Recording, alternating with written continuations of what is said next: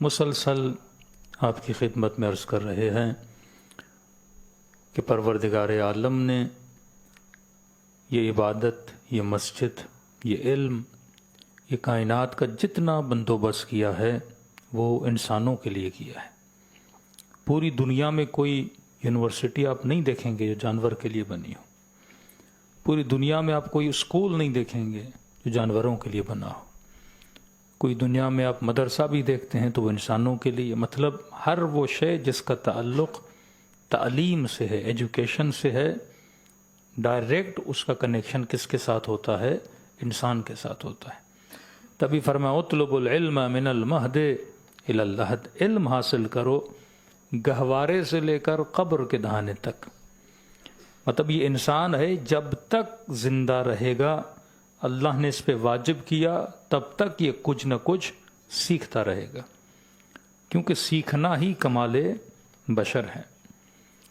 کئی چیزیں ہیں جو انسان کی فطرت میں پروردگار عالم نے رکھی ہیں، کئی چیزیں ہیں جو جانور کی فطرت میں خدا نے رکھی ہیں۔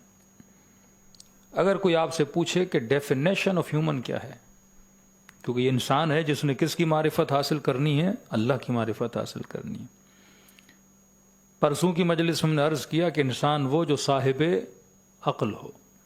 عقل ایک ٹول ہے، اب میں نے اس عقل سے کرنا کیا ہے یہ مجھے پتہ ہونا چاہیے۔ آپ کے گھر میں بیلچا ہے، آپ کے گھر میں چھری ہے، آپ کے گھر میں کینچی ہے، لیکن اس کینچی کا یوز کیا ہے؟ بچہ ہے اسے نہیں پتا، وہ ہو سکتا ہے چھری اٹھائے اور کسی کو مار دے۔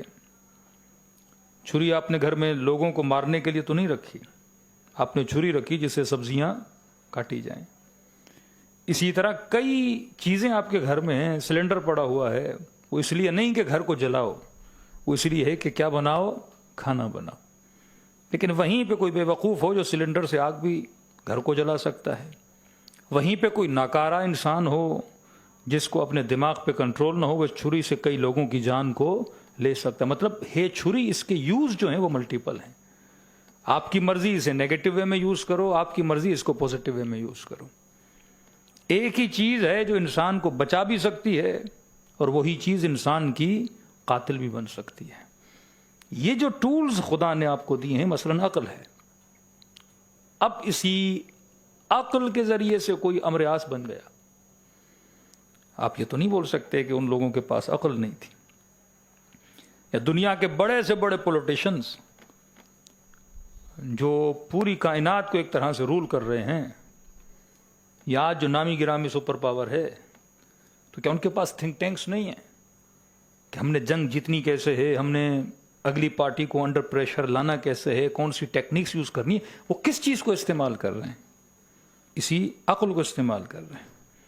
عقل اگر خادم خدا بن جائے تو انسان کو سلمان بنا دیتی ہے، عقل اگر خادم حسین بن جائے تو انسان کو حبیب ابن مظاہر بنا دیتی ہے۔ لیکن یہی عقل اگر شیطان کی خدمت میں لگ جائے تو کوئی فرعون بن جاتا ہے، کوئی نمرود بن جاتا ہے، کہ ہو سکتا ہے اپنے وقت کا بہترین اور سب سے بڑا چور بن جائے۔ کس چیز کے ذریعے سے؟ اسی عقل کے ذریعے سے۔ تو یہ اللہ کی بہت بڑی نعمت ہے۔ اگر آپ کے بچے کا دماغ بہت زیادہ شارپ ہے تو ایک طریقے سے یہ خطرناک بھی ہے، ایک طریقے سے اچھا بھی ہے۔ اگر آپ اس کو صحیح ٹریک پہ لگاؤ تو بہترین انجینئر بن سکتا ہے، بہترین ڈاکٹر بن سکتا ہے، دنیا کے لیے بہترین خدمت گزار بن سکتا ہے۔ لیکن اگر آپ نے اسے غلط ٹریک دیا، یہی بڑا ہو گیا کہ امیر المومنین کا جملہ بڑا عجیب ہے، فرماتے علم اگر شریف کو ملے تو اس کی شرافت بڑھتی ہے، اور یہی علم اگر کمینے کو ملے تو اس کی کمینگی بڑھ جاتی ہے۔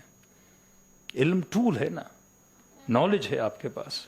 اب کسی انسان کے پاس نالج آئی، وہ اسی نالج سے انسانیت کی خدمت کر رہا ہے، دوسرا انسان اسی نالج کے ذریعے سے انسانیت کو کیا کر رہا ہے؟ تباہ کر رہا ہے۔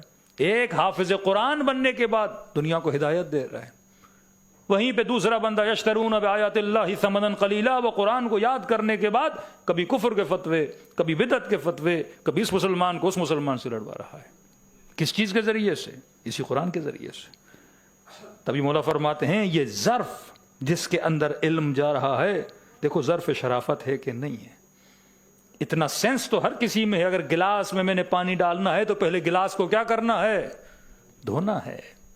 نجس گلاس